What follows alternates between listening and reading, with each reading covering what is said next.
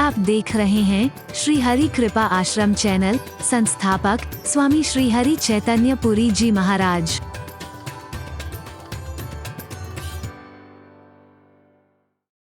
अपनी बात को सिद्ध करने जबरदस्ती करेंगे, जबरदस्ती तर्क, क्या उसका कोई सिर पैर ना हो पर अपनी बात कहीं नीची ना हो जाए। सट स्वपक्ष, अपना पक्ष रखने के लिए, तब हृदय विशाला। उसमें तो तेरा विशाल हृदय है, लेकिन गुरु के ज्ञान को समाने के लिए तेरा हृदय बहुत संकुचित हो चुका है, उसमें जगह ही नहीं है। अपना पक्ष रखने के लिए तेरा दिल इतना बड़ा है, अपनी बात रखने के लिए तेरे को, अपना तर्क रखने के लिए इतना बड़ा दिल है। स्वट स्वपक्ष तब हृदय विशाला, सपद होए पक्षी चंडाला। जा चंडाल पक्षी हो जा, कौआ हो जा तू।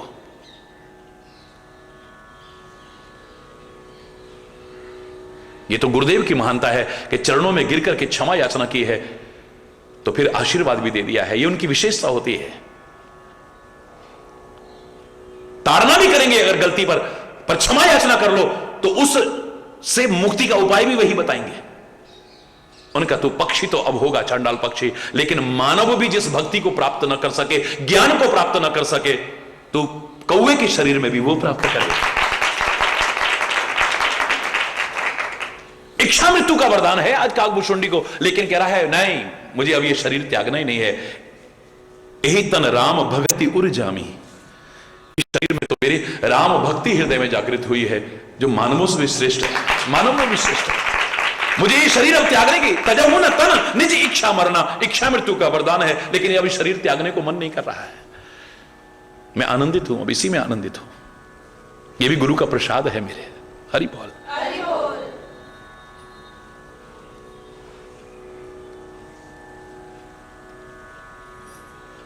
वायस का तात्पर्य कुछ नयापन आता है उसे नहीं लेगा, वो पुरानी उसी पर अड़िग रहेगा अपना। आप कौवे को देखिए कभी, मैंने अपनी आंखों से देखा है ये दृश्य, इसको मैं प्रामाणिक कह सकता हूं। ऐसे आप कुछ डालिए, जितना उससे खाया जाएगा खाएगा, मुंह भी भर लेगा, और उसके बाद क्या करेगा, पत्तों या पत्थरों के नीचे दुबकाता है उससे।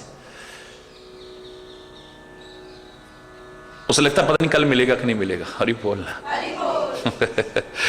सबसे खतरनाक संचय की प्रवृत्ति है इसमें। इकट्ठा करता रहेगा पत्तों के नीचे, उनके नीचे, और फिर हटाता रहेगा। इसको पता होता है कहां दुबकाया है मैंने, वहां से निकालता रहेगा, पानी में भिगो भिगो के फिर खाता है। ये अपनी आंखों से देखा हुआ दृश्य बता रहा हूं। हरि बोल। अगर रूढ़ी बातें भी हैं, उन्हें त्यागने की कोशिश नहीं करेगा वो। लकीर का फकीर, कुछ नव चेतना आ रही है, नव संदेश आ रहा है, नव उपदेश आ रहा है, उससे भी वंचित रह जाता है। नहीं ऐसा, नहीं ऐसा, नहीं ऐसा, वो अपना ही तर्क प्रस्तुत करता रहता है।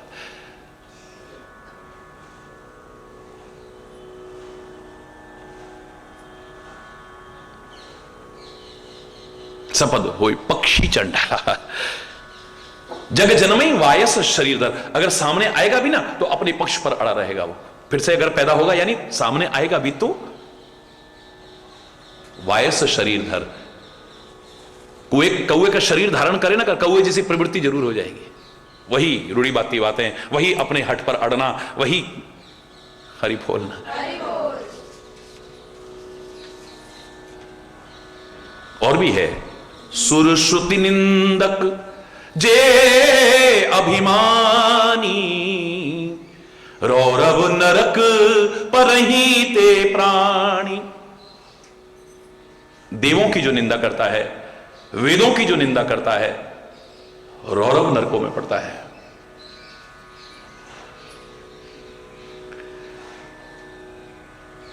देवों की आलोचना करना यानी देवत्व को नकारना।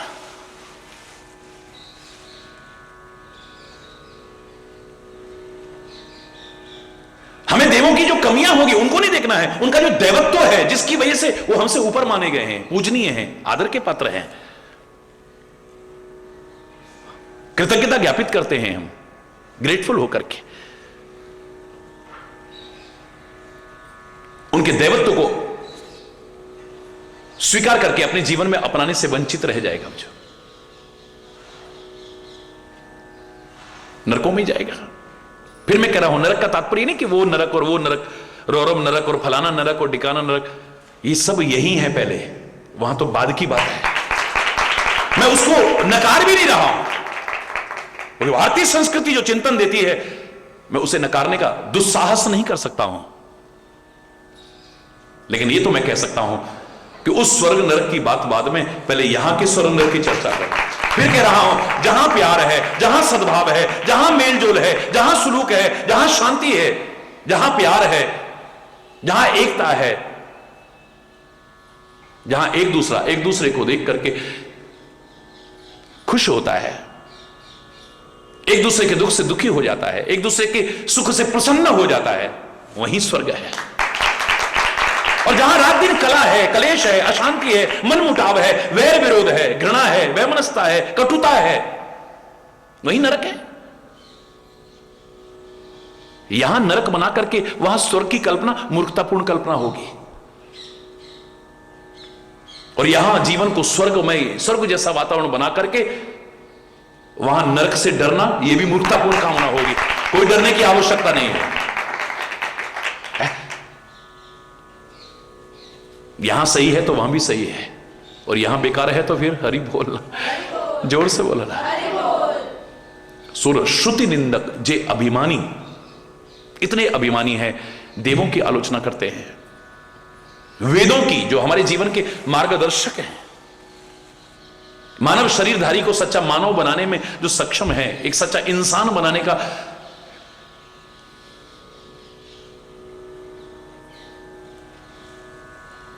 महान प्रयास करे, उनकी आलोचना करते हैं। ऐसे प्राणी रौरव नरक परहिते प्राणी। और एक और हैं जो संतों की आलोचना करने में नहीं चूकते हैं। होए उलूक संत निंदारत, हो ही उलूक संत निंदा। अब ये सब प्रतीकात्मक बातें कही हैं। संतों की जो निंदा करेंगे वो क्या बनेंगे? उल्लू। अब इसका तात्पर्य नहीं कि आप यहां मरोगे फिर उल्लू बनोगे, ना ना ना ना ना।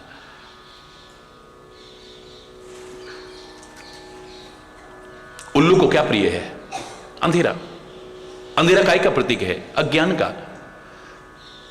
तो जो संत, जो सदगुरु आपके अज्ञान के अंधकार को दूर करके ज्ञान का उजाला करना चाहते हैं, जब आप उनसे ही दूरी बना के रखेंगे, बल्कि उनके प्रति दुर्भावनाएं रखेंगे, उनका विरोध करेंगे, उनसे उनकी आलोचना करेंगे, निंदा करेंगे, यानी उनके ज्ञान का लाभ नहीं उठा पाएंगे, तो उल्लू की तरह अज्ञान के अंधकार में ही जीते रहोगे। और क्या करोगे? उल्लू बनने का तात्पर्य है जीवन में फिर अंधेरा ही अंधेरा है, ठोकरें खाते रहेंगे जिंदगी भर, क्योंकि ज्ञान के उजालों की ओर हम चले ही नहीं।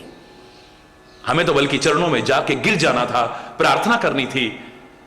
अज्ञान के अंधेरों से हमें ज्ञान के उजालों की ओर ले चलो। अज्ञान के अंधेरों से हमें ज्ञान के उजालों की ओर ले चलो। असत्य की दीवारों से हमें सत्य के शिवालों की ओर ले चलो। अज्ञान के अंधेरों से, अज्ञान के अंधेरों से धर्म की मर्यादा न भूले, अपनी सीमा में रहे। धर्म की मर्यादा न भूले, अपनी सीमा में रहे। ना करें अन्याय, ना अन्याय औरों का सहें। ना करें अन्याय, ना अन्याय औरों का सहें। ना अन्याय औरों का सहें। नफरतों के जहर से हमें प्रेम के प्यालों की ओर ले चलो, अज्ञान के अंधेरों से हमें ज्ञान के उजालों की ओर ले चलो, अज्ञान के अंधेरों से। पूरा नहीं सुना रहा हूं, हमें तो प्रार्थना करनी थी उनसे, संतों से प्रार्थना करनी थी, महापुरुषों से प्रार्थना करनी थी, सदगुरु से प्रार्थना करनी थी कि हमें अज्ञान के अंधेरों से ज्ञान के उजालों की ओर ले चलो।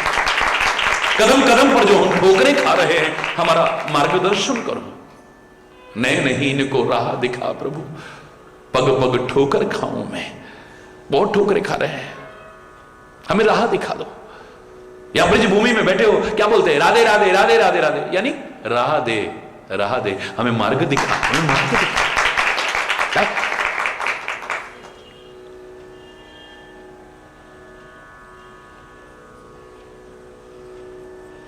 राधे राधे राधे, यानी कितना प्यारा भाव है। देखिए आप इसमें कितना सुंदर भाव छुपा हुआ है।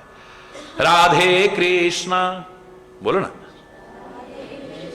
क्या कृष्ण से भी कहेंगे, वो भी कह रहे हैं हमें राह दे कृष्ण, हे कृष्ण हमें राह दे, मार्गदर्शन कर। कृष्णम वंदे जगत गुरु, तू भी तो जगत गुरु है। अर्जुन के सारे मोह को मिटा दिया तूने, और जो संदेश दिया सारी दुनिया के मोह और अज्ञान को दूर कर रहा है। हम पर कृपा हो, हम भी उसे अपनाएं, हमारा भी अज्ञान दूर हो जाए, मोह दूर हो जाए, भ्रम दूर हो जाए। हम भी तेरा नाम लेते हुए अपने कर्तव्य पथ पर आरूढ़ रहें, बस हरि बोल। पर अगर उनकी आलोचना करेंगे यानी उनसे दूर भागेंगे तो होए उल्लूक संत, फिर तो उल्लू ही बने ना। उल्लू के शरीर में न रह करके भी उल्लू हो। हरि बोलना।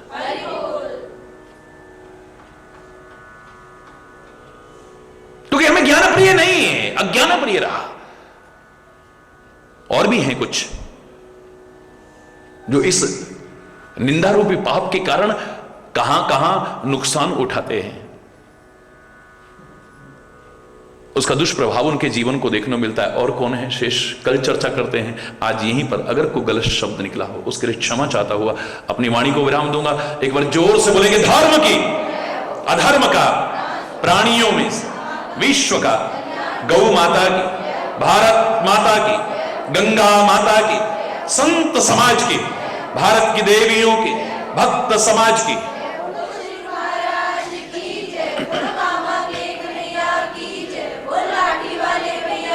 बोलो वृंदावन बिहारी लाल की जय। जय जय श्री राधे श्याम राम राम। हरि बोल।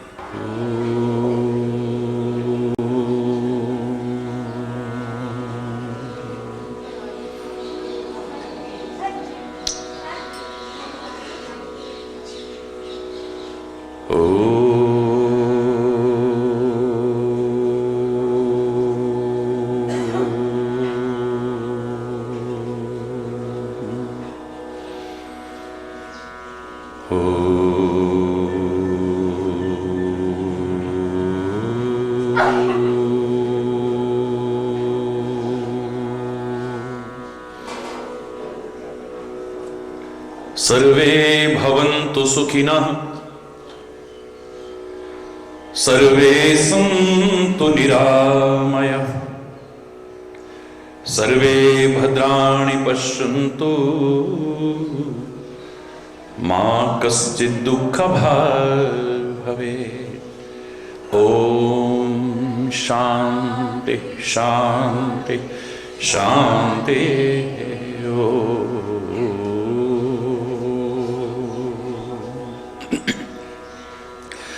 त्वमेव माताश्च पिता त्वमेव, त्वमेव बन्धुश्च सखा त्वमेव, त्वमेव विद्या द्रविणं त्वमेव, त्वमेव सर्वं मम देव देव। ओम शांति शांति शांति ओ।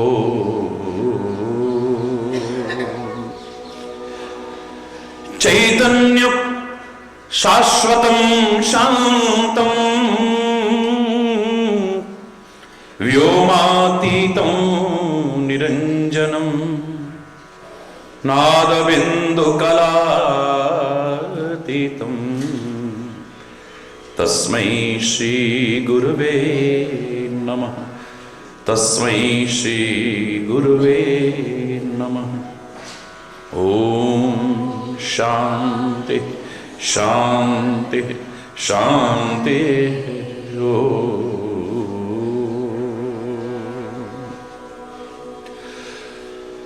मुकुंद माधव गोविंद बोल, केशव माधव हरि हरि बोल। मुकुंद माधव गोविंद बोल, केशव माधव।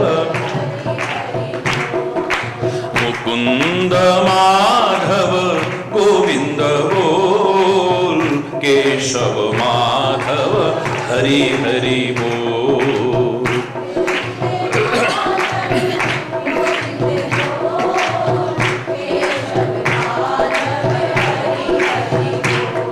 श्री राम राम बोल, राम राम बोल। राम राम बोल, राम राम बोल।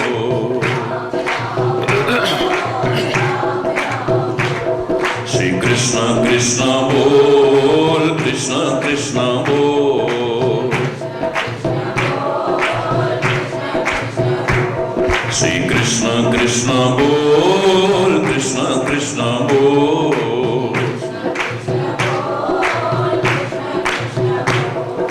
शिव शिव बोल, शिव शिव बोल। शिव शिव बोल, शिव शिव बोल।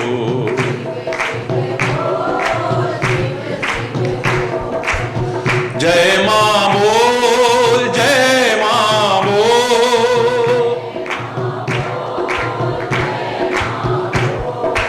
जय मां बोल, जय मां बोल, जय मां बोल। हरि हरि बोल, हरि हरि बोल। हरि बोल, हरि हरि बोल, हरि हरि बोल।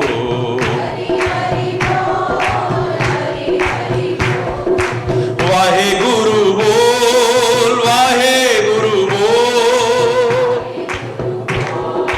जो अच्छा लगे। वाहे गुरु बोल, वाहे गुरु बोल।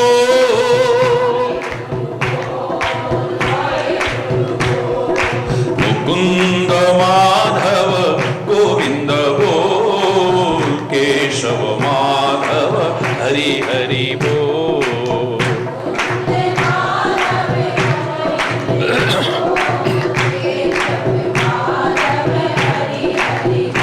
हरि बोल, हरि बोल। हरि बोल, हरि बोल। हरि बोल, हरि बोल। हरि बोल, हरि बोल। हरि बोल, हरि बोल। हरि बोल, हरि बोल। हरि बोल, हरि बोल। हरि बोल, हरि बोल।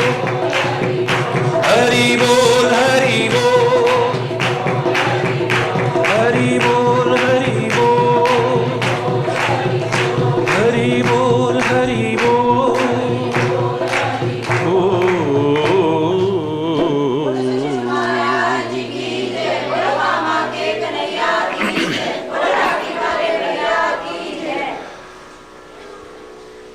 बहुत दिन से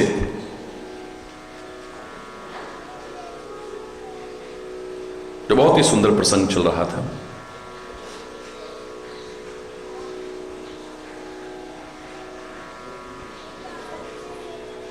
मात्र 7 प्रश्नों को माध्यम बना करके जीवन में जो हमारे मन में, मस्तिष्क में विभिन्न प्रकार की शंकाएं पैदा होती हैं, भ्रम पैदा होते हैं, प्रश्न पैदा होते हैं, उनका समाधान ईश्वर की कृपा से हमें मिल रहा था।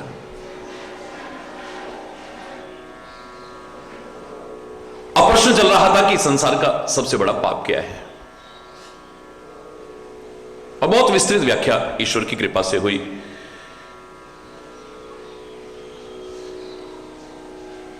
परनिंदा, परनिंदा बाद में होती है, पहले पर दोष चिंतन होता है।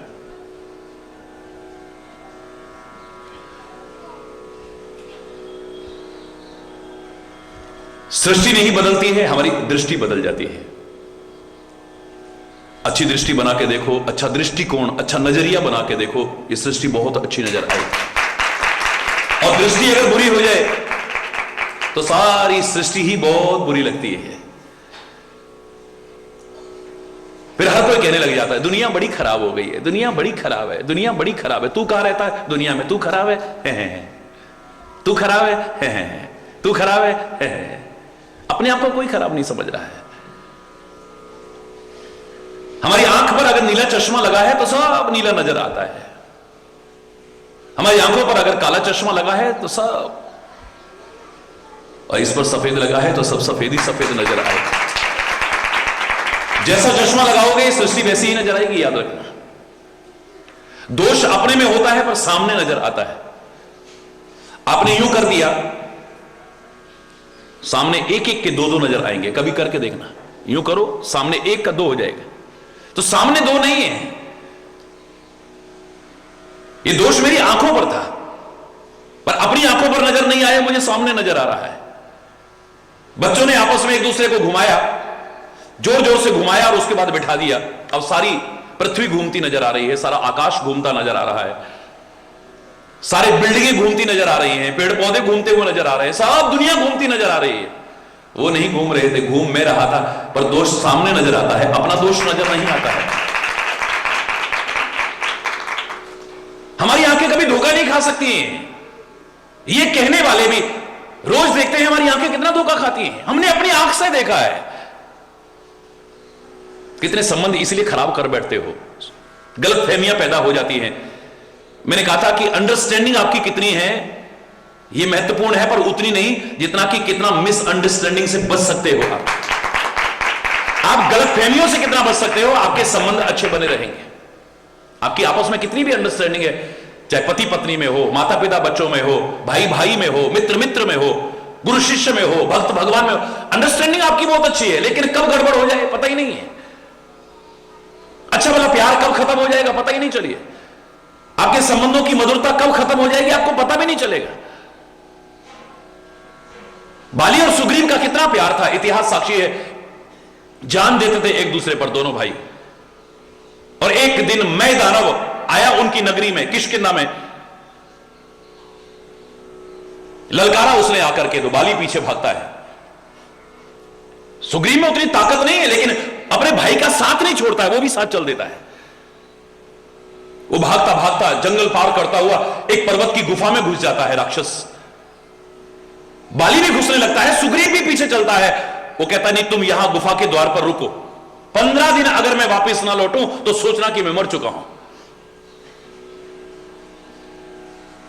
15 दिन निकल गए, उसके बाद में खून की धारा निकली गुफा में से, इतिहास साक्षी है। लगा कि राक्षस ने बाली को मार दिया है, आकर के कहीं हमारे नगर पर भी धावा ना बोल दे। एक शिला पड़ी हुई थी वहीं पास में, उसको गुफा के द्वार पर लगा देता है और रोता बिलखता भाई के वियोग में नगर में आ जाता है। इतना प्यार है कि तड़प रहा है बुरी तरह से। मंत्रियों ने देखा कि बिना राजा के अगर नगर रहा, कब शत्रु आक्रमण कर दे और नुकसान ना हो जाए, जबरदस्ती उसे सिंहासन पर बिठा देते हैं। मन नहीं है, लेकिन जबरदस्ती मंत्रियों के कहने पर सिंहासन पर बैठा है, रोता बिलखता हुआ। लेकिन बाली उस उस राक्षस को मार के लौटा, देखा दरवाजे पर तो शिला लगी हुई है। ये शिला किसने लगाई है? शिला को हटाया तो बाहर देखा सुग्रीव तो है ही नहीं। यहीं से शुरू हो गया थोड़ा थोड़ा, हरि बोलना, जोर से बोलना। यहीं से मन में दुर्भावना शुरू हो गई है, कहां गया ये? लौट करके आता है और नगर में जैसे ही घुसता है, महलों में घुसता है, क्या देखता है कि सामने सिंहासन पर, राजा के सिंहासन पर बैठा हुआ है सुग्रीव। आप देखा ना था, उसको मारा पीटा, उसकी पत्नी का भी हरण कर लिया सर्वस्व और मार पीट के भगा दिया उसको। भाई भाई का प्यार एक सेकंड में खत्म हो गया, गलतफहमी आ गई मन में। हरि बोल। भरत तो श्री राम से कितना प्यार करता है, भरत पर अपनी जान कुर्बान करता है, और आज वन में श्री राम को मनाने जा रहा है। गुरु भी साथ में जा रहे हैं, ऋषि मुनि भी साथ में जा रहे हैं, अवधवासी भी जा रहे हैं, सारी माताएं भी साथ में जा रही हैं। अचानक खबर मिलती है, आकाश में धूल उड़ती देख करके पता किया तो पता लगा जी भरत सेना लेकर के आ रहा है। लक्ष्मण ने तीर उठा लिया, धनुष्मान उठा के कहता है, श्री राम आपके चरणों की सौगंध खा के कहता हूं, आज अगर भरत और शत्रुघ्न को सेना सहित मैंने भूमि पर न सुला दिया, मार न दिया, मेरा नाम भी लक्ष्मण नहीं है। मन में गलतफहमी हो गई, कहीं ये हमको मारने तो नहीं आ रहे हैं। हरि बोल। उस समय भी मैंने अपने मन में मार के रह गया, ये सब नाटक कर रहा था। खुद तो चले गए ननिहाल में और पीछे से मां को पट्टी पर आ गए, राजपाट खुद ले लिया, हमको वनवास करा दिया। अब जंगल में हमको देख करके मारने आए होंगे, 14 साल में लौट करके फिर राज्य वापस ना मांगने गई, लेकिन हमारे हाथ में भी धनुष्मान है, आज छोड़ूंगा नहीं जिंदा। वो तो आकाशवाणी होती है कि सहसा कर पछताएं विमूढ़ा। मूर्ख व्यक्ति गलतफहमी में अचानक कुछ करके फिर बाद में पछताता है। यह गुस्सा ठीक नहीं है, पहले पता तो कर लो कि आखिर वो आ क्यों रहे यहां पर। हरि बोल। अगर मान लो गलतफहमी में, गुस्से में एक तीर चल जाता, उसमें गुरु वशिष्ठ भी थे, गुरुपत्नी भी थी, ऋषि मुनि भी थे, माताएं भी थी, और किसी को लग जाता, क्या होता बोलो? आधे संबंध हमारे गलतफहमियों में खत्म होते हैं।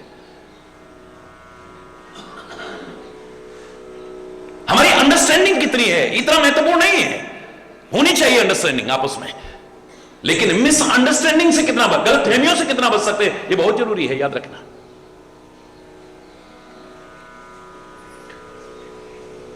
हमारी आंख कभी धोखा नहीं खा सकती है, हमारी आंख। मैं उनसे पूछता हूं जो ऐसा कहते हैं, तुम जीती जागती हालत में, होशो हवास में, जगी हुई हालत में गाड़ी में बैठे हुए हो, ट्रेन में बैठे हुए हो, बस में बैठे हुए हो, और जब तुम चलते हो पेड़ दौड़ते हुए नजर आते हैं कि नहीं आते हैं? बोलो। बिल्डिंगें दौड़ती हुई नजर आती है कि नहीं आती है? सड़क या रेल की पटरी दौड़ती हुई नजर आती है कि नहीं आती है? क्या दौड़ते हैं वो? बोलो ना, दौड़ते हैं। दौड़ हम रहे हैं गाड़ी में, दौड़ हम रहे हैं ट्रेन में, लेकिन ये सब दौड़ते हुए नजर आते हैं, और हम उन आंखों से देख रहे हैं जो आंखें हमारी कभी धोखा नहीं खाती हैं, वो सामने सामने धोखा खा रहे हैं हम।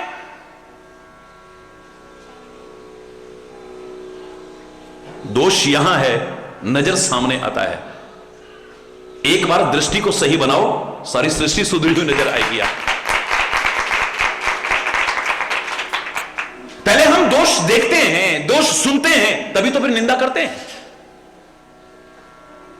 ये निंदा वाला शब्द जो आया कल के प्रवचन में, ये तो बाद में आता है। पहले हम दोष,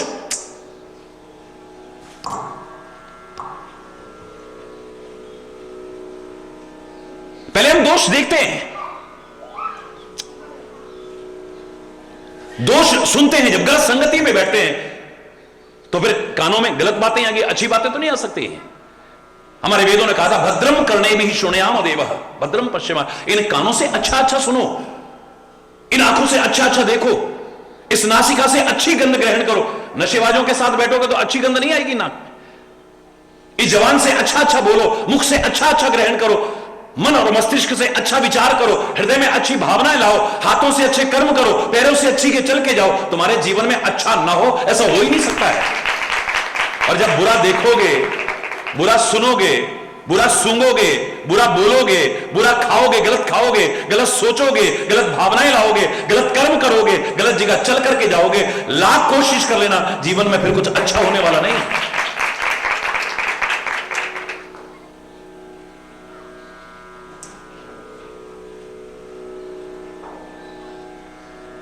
कई बार हमारे मन में आता है, मैंने कल भी आपसे कहा कि प्रकृति ने कितनी सुंदर व्यवस्था की है। जब भी हम किसी की तरफ उंगली उठाते हैं उसके दोष देख करके, तो एक उंगली लोगों की तरफ जाती है, पर 3 उंगली और 1 अंगूठा कहां आता है? बोलो, अपनी ओर आता है। जो इशारा कर रहा है, मूर्ख, दोष देखने हैं तो अपने देख, औरों के क्या देख रहा है? बुराइयां देखनी है, कमियां देखनी है, तो अपनी, हर व्यक्ति अपनी कमी अगर देखने लग जाए, घर घर में शांति का साम्राज्य हो जाएगा। एक दूसरे की भावना की कदर करने लग जाए, घर में शांति का माहौल होगा, दुनिया में शांति का माहौल होगा। पर हमें दूसरों के दोष नजर आते हैं, अपने नहीं। जैसे अपनी शक्ल नजर नहीं आती है, दूसरों की शक्ल नजर आती है। अपनी शक्ल देखी कभी आपने? बोलो ना। नहीं देखी? नहीं, शीशे में देखिए, उस शक्ल का प्रतिबिंब है, शक्ल नहीं है, परछाई है शक्ल की। आपने यूं कर दिया तो यूं आएगी, यूं कर दिया तो यूं आएगी, जैसा करोगे वैसी आएगी। आपकी वास्तविक शक्ल नहीं आ रही है। चंद्रमा और सूर्य को पानी में देख करके आप कहें कि हमने चंद्रमा देख लिया, सूर्य देख लिया, अरे उसका प्रतिबिंब देखा है, सूर्य नहीं देखा आपने, चंद्रमा नहीं देखा है आपने। जैसे पानी के अंदर पड़ती हुई परछाई को देख करके आप कहें मैंने सूर्य देख लिया, चंद्रमा देख लिया, ये बड़ी मूर्खता जैसी बात होगी। बिल्कुल ऐसे ही शीशे में अपने आप को देख करके आप कहो मैंने शक्ल देख ली, तूने अभी अपनी शक्ल देखी नहीं है। शक्ल का प्रतिबिंब देखा है, उसकी परछाई देखी है खाली। वास्तव में तू अपनी शक्ल को देख लेगा, अपने आप को पहचान लेगा, जिंदगी समझ जाएगी तेरी। दूसरों की शक्ल दिख जाती है हमें, अपनी शक्ल नहीं दिखती है। दूसरों के दोष दिख जाते हैं, अपने दोष नहीं दिखते हैं। भरत जैसा आदर्श व्यक्ति भी मां को दोषारोपण कर रहा है। कैसी कैसी गालियां दी हैं मां को, रामायण कह रही है, गरी न जीभ मुंह पर न कीरा, वर मांगत मन भई न पीरा। जब तूने वरदान मांगे उस समय तेरी जीभ गल नहीं गई? मां नहीं हो कह गई, तेरी जीभ गल नहीं गई, तेरे मुंह में कीड़े नहीं पड़ गए। कौन कह रहा है? भरत जैसा आदर्श व्यक्ति अपनी मां को कह रहा है। हरि बोल। तेरी जीभ नहीं गल गई, तेरे मुंह में कीड़े नहीं पड़ गए, तेरे को हार्ट अटैक नहीं हो गया उस समय, वर मांगत उर भई ना पीरा, वर मांगते हुए तेरे हृदय में दर्द नहीं हुआ। जन्मत काहे न मार समोई, मेरे को पैदा होते मार क्यों नहीं दिया तूने? या तो तू मर जाती या मुझे मार देती। आज दुनिया में अपेश का भागीदार तो ना बनता, मैं कैकेयी का पुत्र हूं, यह कहलाने में भी शर्म आ रही है। कितना कुछ गलत बोल रहा है, कितना कुछ गलत बोल रहा है।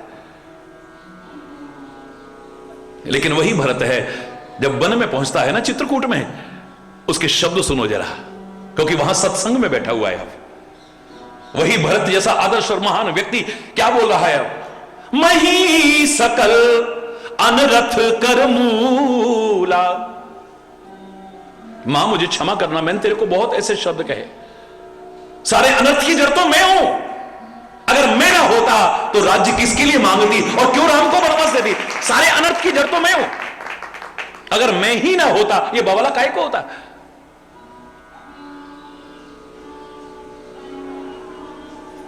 सोचने का तरीका है। गिलास पकड़ाया गया दूध से भरा हुआ, एक ने कहा ये तो आधा है, आधा खाली है, एक ने कहा आधा भरा हुआ है। हरि बोल। गिलास में दूध दिया गया, एक व्यक्ति ने उसको देख करके कहा ये तो आधा गिलास है, आधा खाली है, एक ने कहा आधा भरा हुआ है।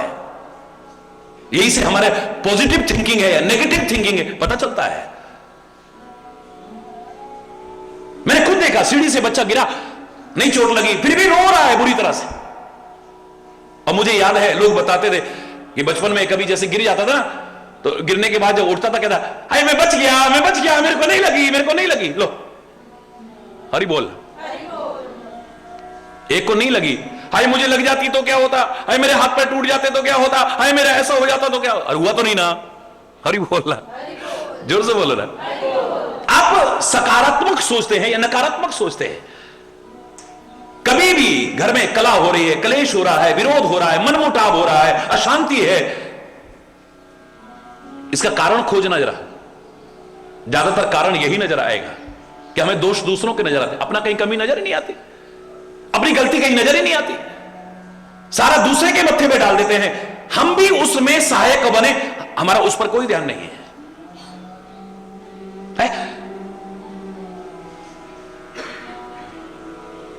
मैंने कहा था ना, कबीर दास के पास में एक पति पत्नी आए,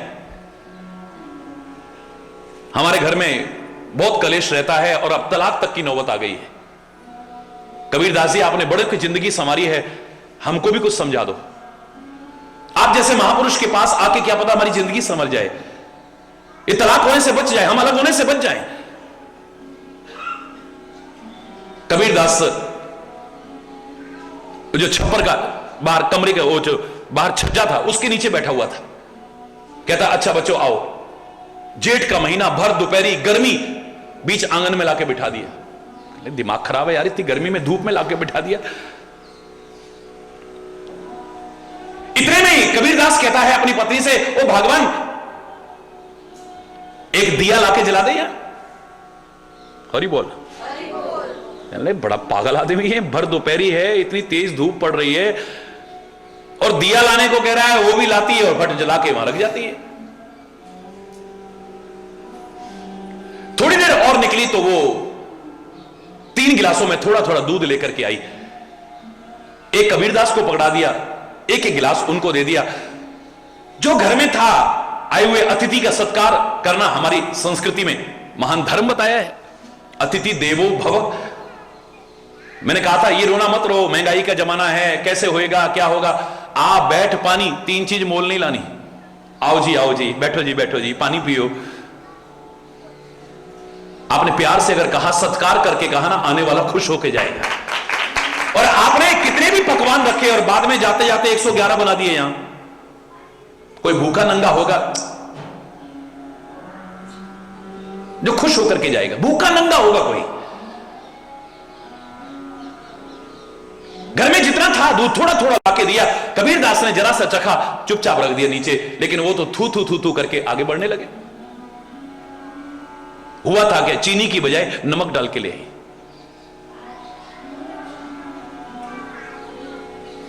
वो लेकिन का तो दिमाग खराब है, पागल है ये हमें क्या समझाएंगे? पहले तो भर दोपहरी में बीच आंगन में लाके बिठा दिया, उसके बाद में भर दोपहरी में कह रहा दिया लाके जलाओ, और उसने भी लाके रख दिया। और दूध लाए तो उसमें नमक, दूध तो जहर होता है। अच्छा भाई कबीरदास बाय, हम तो चले, तू हमें क्या समझाएगा? पागल हो तुम तो।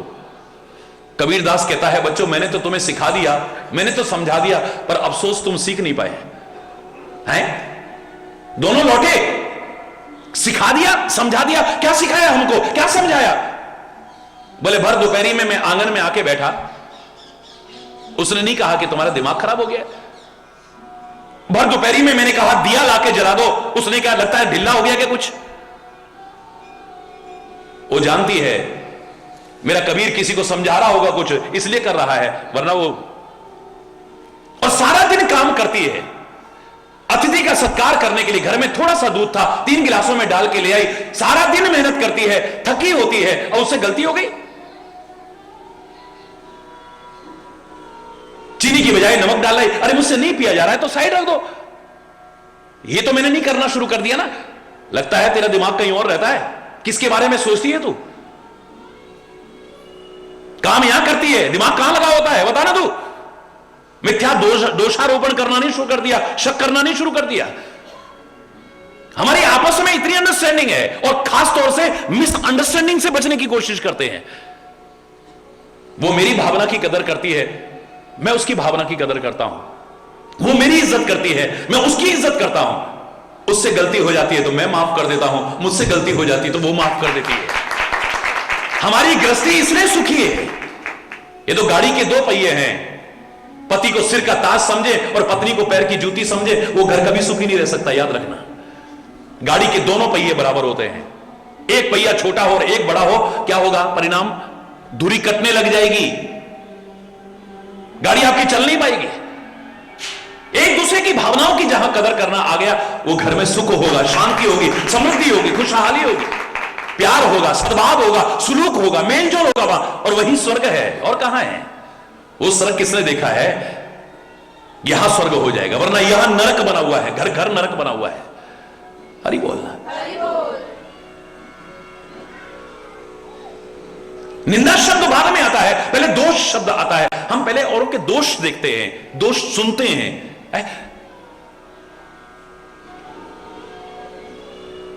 सुनना भी अपराध है, देखना भी अपराध है।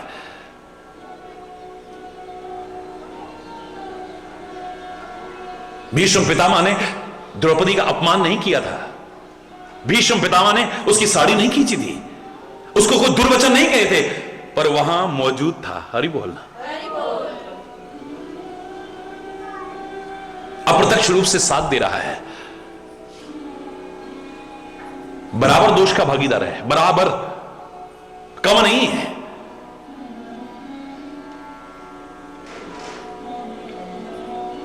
हरि गुरु निंदा सुनहि जो काना, होए पाप गौघात समाना। इसी रामायण में कहा है, अन्यत्र निंदा करने से ही तात्पर्य नहीं कि वही पाप हो, सुनना भी अपराध है, सुनना भी अपराध है।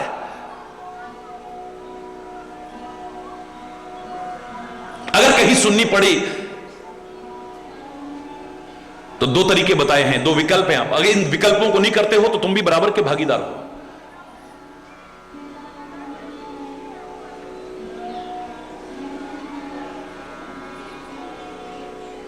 काटिए तासु जीव जो बसाई, कान मूंद नत चलिए पर आई। अपने तर्क के द्वारा उसकी बात को काट के दिखाओ। नहीं है इतना, कान मूंद करके चल दो, वरना बराबर के पाप के भागीदार हो। 2 घंटे खराब कर गया, इतनी गंदी गंदी बातें धर्म के बारे में, महापुरुषों के बारे में, संस्कृति के बारे में, उसके बारे में, उसके। महाराज जी 2 घंटे इतना मुश्किल, 2 घंटे तूने सुन कैसे लिया? हरि बोलना। हरि बोल।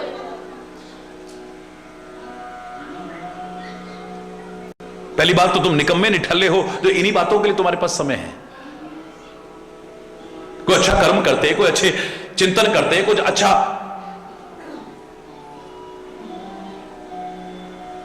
क्यों मीरा कहती है,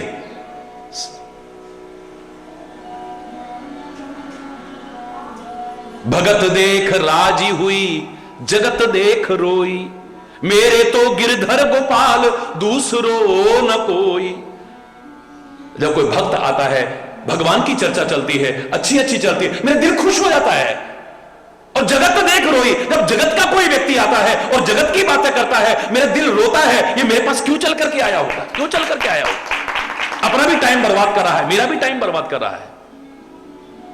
व्यर्थ का चिंतन, व्यर्थ का वार्तालाप, व्यर्थ की क्रियाएं, इसमें एक क्षण बर्बाद करना, यह समझदारी तो नहीं हो सकती है।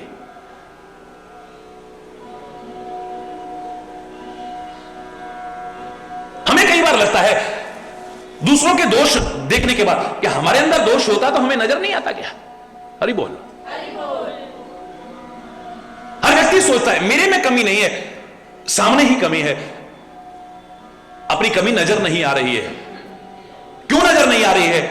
मैंने अनुभव करके देखा, लोगों के जीवन को ध्यान में रखते हुए, कि आदमी जब किसी कमी का, किसी दोष का, किसी विकार का, किसी गंदे व्यसन का जब आदी हो जाता है, हैबिचुअल हो जाता है, उसे उसकी कमियों का एहसास नहीं होता है। पहली बार शराब किसी के आगे ढक्कन भी खोला गया, लोग जैसा बताते हैं, क्योंकि लाखों लोग मेरे संपर्क में छोड़ चुके हैं, अपने किस्से सुनाते हैं, पहली बार जब उसके सामने ढक्कन भी खोला गया, उसे बदबू आती है, नाक पकड़ता है। दूसरी बार जबरदस्ती जब उसके नजदीक लाई गई, दुर्गंध का एहसास होता है, जबरदस्ती मुंह को लगा गई तो थू थू थू थू करता है, जबरदस्ती उसके अंदर डाली गई तो छाती में जलन के मारे हाथ मारता है। उसे शराब में बदबू नजर आ रही है, कड़वापन नजर आ रहा है, तीखापन और ज्वलनशीलता नजर आ रही है। लेकिन अगर रोज पीता रहे तो नाक मुंह सिकोड़ता है कभी? बोलो ना, है? थू थू थू थू करता है कभी? छाती के मारे जलन में हाथ मारता है कभी? घर बर्बाद हो गया, इज्जत बर्बाद हो गई, पैसा बर्बाद हो गया, शरीर बर्बाद हो गया, सब कुछ बर्बाद हो गया, फिर भी उसके बिना रह ही नहीं पा रहा है। ऐसा क्या हो गया उसमें? क्या दुर्गंध खत्म हो गई? अब क्या कड़वापन खत्म हो गया उसका? क्या ज्वलनशीलता समाप्त हो गई उसकी? क्या तीखापन खत्म हो गया? कुछ खत्म नहीं है, लेकिन आदी हो चुका है, इसलिए उन कमियों का एहसास नहीं होता है।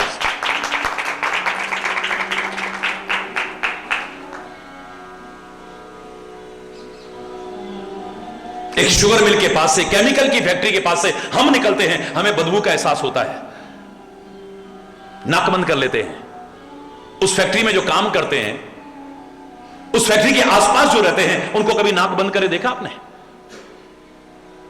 नाक मुंह सिकोड़ते देखा उनको कभी? क्यों? उनके लिए फैक्ट्रियां खुशबू छोड़ती हैं क्या? बदबू उनके लिए भी है, लेकिन रोज रहते रहते वहां पर आदी हो चुके हैं, हैबिचुअल हो चुके हैं, अब उन्हें उस दुर्गंध का एहसास नहीं होता है। क्यों? प्रैक्टिकल बात है, कोई कोरी कथा नहीं है।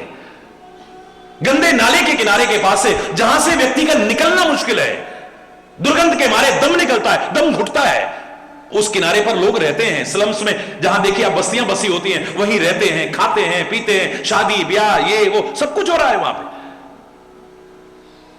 उनके लिए मुश्किल क्यों नहीं है? क्योंकि उसके, बोलो ना, आदी हो चुके हैं। मरे हुए पशुओं का चमड़ा जहां निकाला जाता है, हड्डियां अलग की जाती हैं, आंतें अलग की जाती हैं, सड़क के किनारे देखते हैं ना, कई किलोमीटर दूर से बदबू के मारे बुरा हाल होता है, दम घुटता है, नाक मुंह बंद करके चलते हैं। लेकिन वहां आसपास बड़े आराम से चल रहे हैं। यहां तक कि जो मरे हुए पशुओं का चमड़ा अलग कर रहा है, हड्डियां अलग कर रहा है, उसने कोई नाक बंद नहीं कर रखी है, वहीं पर कर रहा है सारा।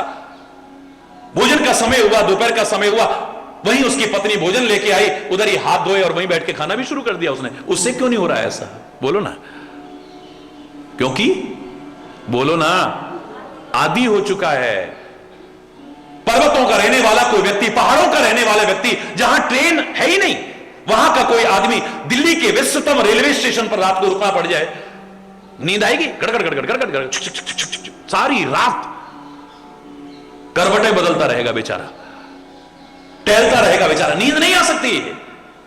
लेकिन उसी स्टेशन पर रहने वाले व्यक्ति को देखो, आप कुर्सी पे बैठा है तो, लेटा है तो बड़ा खराटे मारना शुरू कर देता है। क्यों? सारी रात ट्रेनों की गड़गड़ गड़गड़ गड़गड़ गड़गड़ आवाज आ रही है, इसको नींद कैसे आ गई? इसकी नींद डिस्टर्ब क्यों नहीं हो रही है? आदी हो चुका है। किससे सुनाने लगूं तो इतने हो जाएंगे। जब हम किसी दोष के आदी हो जाते हैं, विकार के आदी हो जाते हैं, कमियों के आदी हो जाते हैं, गंदे व्यसनों के आदी हो जाते हैं, बुरी आदतों के आदी हो जाते हैं, फिर हमें अपनी कमियां नजर नहीं आती। शांत होकर के, निष्पक्ष होकर के अंतरात्मा की आवाज सुनो तो पता चल सकता है लोग हमें क्या समझते हैं, हमारा मन हमें क्या समझता है, लेकिन हम वास्तव में हैं कहां, हम क्या हैं। दूसरों के बारे में तो हम फट अपने विचार प्रकट कर देंगे, काश अपने जीवन को झांक के देखें तो पता लग जाएगा कि हम कितने पानी में जी रहे हैं। हरि बोलना। दोष देखने में तो हमने बड़ों को नहीं छोड़ा, बुजुर्गों को नहीं छोड़ा, महापुरुषों को नहीं छोड़ा, देवी देवताओं को नहीं छोड़ा, भगवान तक को नहीं छोड़ा। ऐसी दोष दृष्टि बन गई हमारी दूसरों के दोष देखने की। तो और अवतारों की तो बात छोड़ो, मर्यादा पुरुषोत्तम श्री राम को भी जब समाज के सामने प्रस्तुत किया गया, कदम कदम पर मर्यादाएं हैं, कदम कदम पर मर्यादाएं। वाह रे दोष दृष्टि वालों, वहां से भी कमियां निकाल के दिखा दी। काहे के मर्यादा पुरुषोत्तम बाली को छुप के मार दिया? काहे के मर्यादा पुरुषोत्तम गर्भवती सीता जंगलों में भटकने को? अरे ऐसे में तो दुश्मन को भी जंगलों में नहीं छोड़ के आता कोई। काहे के मर्यादा पुरुषोत्तम शंभू का वध कर दिया? काहे के मर्यादा? जब उसमें से कमियां निकाल देते हो, तुम कहां से कमियां नहीं निकाल लोगे? हरि बोलना, जोर से बोलना। जब दोष दृष्टि बन जाएगी ना, तो दोष के अलावा कुछ नजर नहीं आएगा, और जब गुण देखने की दृष्टि बन जाएगी ना, जहां से होगा तुम्हें गुण ही गुण नजर आएंगे। बुरों में से भी अच्छा ही निकाल लोगे आप। किसी महापुरुष ने क्या कहा था? जो उत्तम विद्या लीजिए यद्यपि नीच पे होए, परे अपावन ठौर पे कंचन तजे न कोई। सज्जन व्यक्ति कैसे होते हैं? जहां से अच्छाई मिले वहां से अच्छाई ले लेते हैं, जहां से कोई सद्गुण मिले वहां से ले, जहां से कुछ सीख मिले चाहे छोटा भी अपने से क्यों ना हो, उससे भी शिक्षा ले लेते हैं। यहां तक कि जिसे लोग नीच समझते हैं, पापी समझते हैं, घृणित समझते हैं, अगर वहां से भी कोई शिक्षा मिलती हो वो भी लेने में संकोच नहीं करते हैं, एक तरह से संकोच नहीं करेंगे। बुरे से बुरे आदमी भी कोई ना कोई अच्छा ही है। रावण जब मृत्यु शैया पर था, आपने सुना होगा, भगवान श्री राम भेजते हैं लक्ष्मण को, जाओ भैया रावण से कुछ शिक्षा लेकर के आओ। है रावण से शिक्षा, श्री राम कह रहे हैं। क्या अर्थ है इसका? रावण से शिक्षा लेकर के आओ। थोड़ी देर बाद लौट करके लक्ष्मण कहने लगा, रावण तो कुछ कह ही नहीं रहा, मैंने कहा भी मुझे कुछ सिखाओ। बोले कैसे कहा था? भाई मैं उसके सिर के पास जाके खड़ा हुआ, मैंने कहा भाई सिखा दे मेरे को भी कुछ। बोले ऐसे नहीं, चरणों में जाओ, प्रार्थना करो, हाथ जोड़ के कहो, हे महाराज आप मुझे कुछ सिखाओ। ये अकड़ करके सिराने मत खड़े हो। लक्ष्मण गया, जाकर के चरणों में खड़ा हुआ है, श्री राम के समझाने पर चरणों में प्रणाम किया है, हाथ जोड़ के प्रार्थना करता है, मुझे अपने अनुभव से कुछ शिक्षा दो। तो उसने अनेक शिक्षाएं दी थी, उनमें से एक शिक्षा क्या थी? शुभ काम को कभी कल पर मत टालना। बोलो, शुभ काम को कभी कल पर। मैं सोचता था सोने की लंका है मेरी, सोना तो दुनिया में है, लेकिन मैं कुछ अद्भुत करके दिखाता हूं, सोने में खुशबू पैदा करके दिखाता हूं। लेकिन मैं सोचता रहा करूंगा करूंगा, मेरे लिए क्या मुश्किल है, मेरे लिए क्या मुश्किल है, मेरे लिए क्या मुश्किल है। हरि बोल। मेरे पास पानी तो बहुत है, चारों ओर सागर है लंका के, लेकिन ये समुद्र का पानी खारा है, इसे मीठा कर देता हूं। और मैं कर सकता था, लेकिन मैं यही सोचता रहा कर दूंगा कर दूंगा कर दूंगा। हरि बोलना, ये मेरे लिए कौन सा मुश्किल है। तीसरा मैंने सोचा था कि मैं यहां से लेकर के स्वर्ग तक सीढ़ी बना देता हूं, आदमी शरीर सही चढ़ करके चला जाए।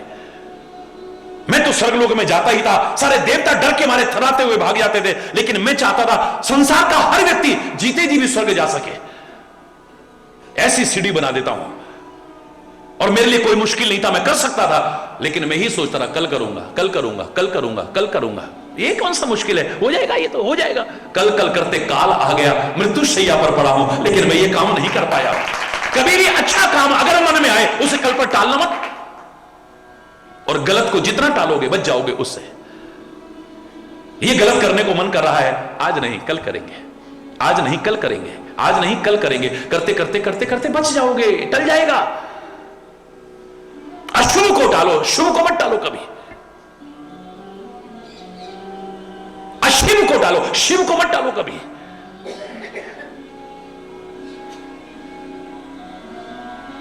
मैं सारी शिक्षाएं नहीं बता रहा हूं, लेकिन आदमी लेना चाहे तो कहां से नहीं ले सकता है। भारत पदयात्रा के दौरान क्या शरीर की अवस्था थी सब जानते हैं, बहुत छोटी अवस्था थी। अनेक प्रश्नों में एक प्रश्न आम होता था, महाराज जी इतना कुछ कहां से सीखा आपने?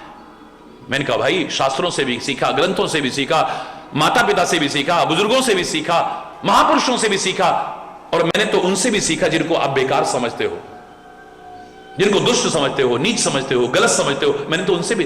लो महाराज जी उनसे कैसे सीख सकते हैं? मैंने कहा उस शराबी से नहीं सीखा जिसके गाल लाल थे, मैंने उस शराबी से सीखा जिसका शरीर बर्बाद, इज्जत बर्बाद, घर बर्बाद, पैसा बर्बाद, सब कुछ बर्बाद। सीख लिया बेटा तू मत पीना वरना तेरी भी हालत हो सकती है, सीखना चाहो तो। मैंने उस जुआरी को नहीं देखा जिसके घर बने हुए थे, महल बने हुए थे, उस जुआरी को नहीं देखा। मैंने उस जुआरी को देखा जिसका सब कुछ बर्बाद हो गया। देख करके सीख लिया जीवन में कभी जुआ मत खेलना वरना तेरी भी ये दुर्दशा हो सकती है। फलाने ने ये गलत कर किया, उसका ये परिणाम उसको भोगना पड़ा, अगर तूने किया तो तेरी भी यही दशा होगी। क्यों नहीं सीख सकते आप? सीखना चाहो तो अपनी गलतियों से भी सीख सकते हो और औरों की गलतियों से भी सीख सकते हो। और न सीखना चाहो तो दुर्योधन की तरह सामने भगवान भी खड़े हो, तुम नहीं सीख पाओगे। हरि बोल। साक्षात परमात्मा भी तुम्हारे सामने खड़े हो सिखाने के लिए, तुम उन्हें भी माया भी कहते रहोगे, छलिया कहते रहोगे, पता नहीं क्या क्या कहते रहोगे, नहीं सीख पाओगे उनसे। धृतराष्ट्र की तरह पुत्र मोह में अंधे हो चुके नहीं सीख पाओगे,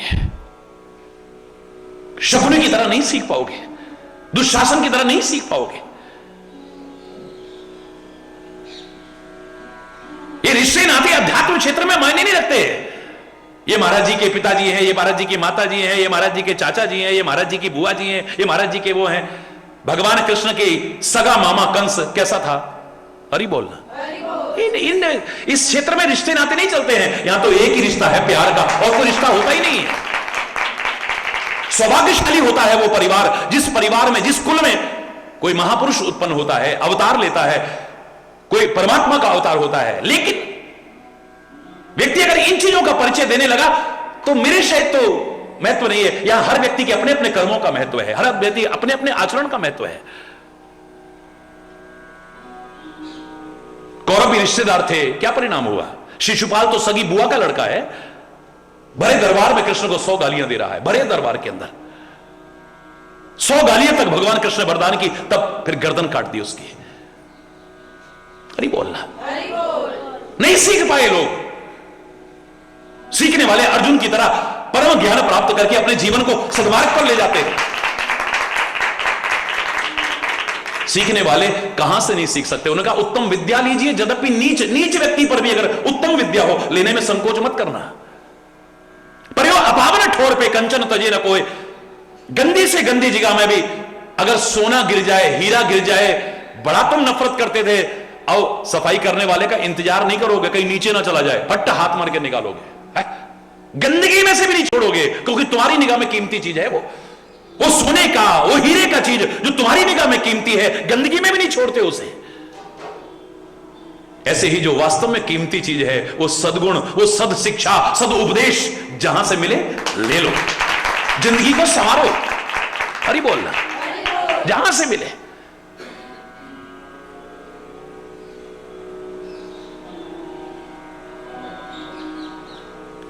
निंदा की चर्चा चली कल कि सबसे बड़ा पाप है दुनिया का।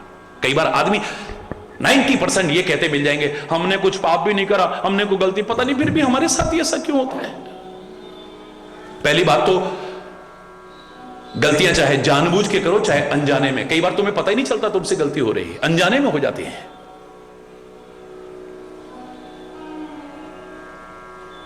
और अनजाने में की हुई गलतियों का फल भोगने से भी बच नहीं सकते हो। अनजाने में अपराध हो जाता है।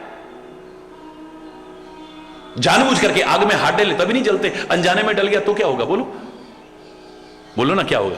हमने कोई जानबूझ के थोड़ी कि अनजाने में हो गई होगी गलती है, क्या फल नहीं भोगना पड़ेगा? बोलो ना, भोगना पड़ेगा। जानबूझ करके जहर पिए तभी नहीं मरेंगे, अनजाने में पी गए तब भी, बोलो ना। जानबूझ करके अमृत पिएंगे तभी अमर नहीं होंगे, अनजाने में पी गए तब भी अमर हो जाएंगे। जानबूझ करके गुलाब के बगीचे के पास से निकले तभी खुशबू नहीं आती, अनजाने में कहीं से निकल गए तब भी खुशबू आती है। गंदगी के ढेर के पास से जानबूझ के निकलेंगे तभी दुर्गंध नहीं आएगी, अनजाने में निकल गए तब भी, बोलो, आएगी। अच्छा मिले तो, बुरा मिले तो, अपने कर्मों का फल हमें मिलता है, जानबूझ के करें या अनजाने में, अब के हों या पहले के हों, अच्छे हो या बुरे, हमें कर्म फल भोगना पड़ता है।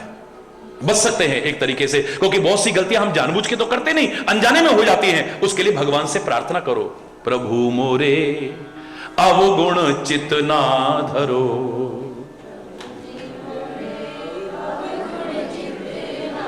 ये जानबूझ की गलतियों के लिए नहीं है कि जानबूझ के गलती करो, जानबूझ के पाप करो, जानबूझ के अपराध करो और फिर कहो भगवान जी मेरे अकाउंट में मत जोड़ना, इन्हें, इन पर ध्यान मत देना।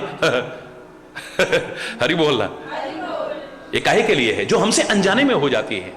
प्रभु मोरे अवगुण चित ना धरो,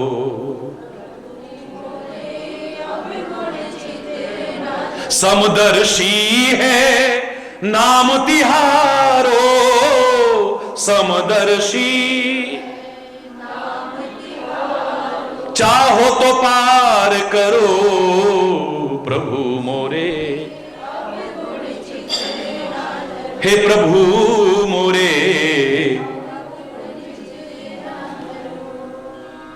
पूरा नहीं सुना रहा हूं, प्रार्थना करो उससे, ए परमात्मा हमसे अनजाने में भी कोई गलती होगी तो क्षमा याचना करते हैं।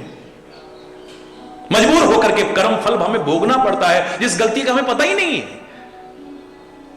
और कृपा करो कि आगे से हम जानबूझ के तो ना करें, पर अनजाने में भी हमसे ना हो जाए। हमारे विवेक को जागृत रखना, हमारा विवेक जागृत रहे, हमसे अनजाने में भी कोई भूल ना हो जाए। जो आप भजन भी बोलते हो ना, इतनी शक्ति हमें देना दाता, मन का विश्वास कमजोर होना, हम चले नेक रास्ते पे, हमसे भूल कर भी कोई भूल, यानी गलती से भी कोई गलती ना हो जाए, अनजाने में भी कोई गलती ना, भूल करके भी कोई भूल ना हो जाए।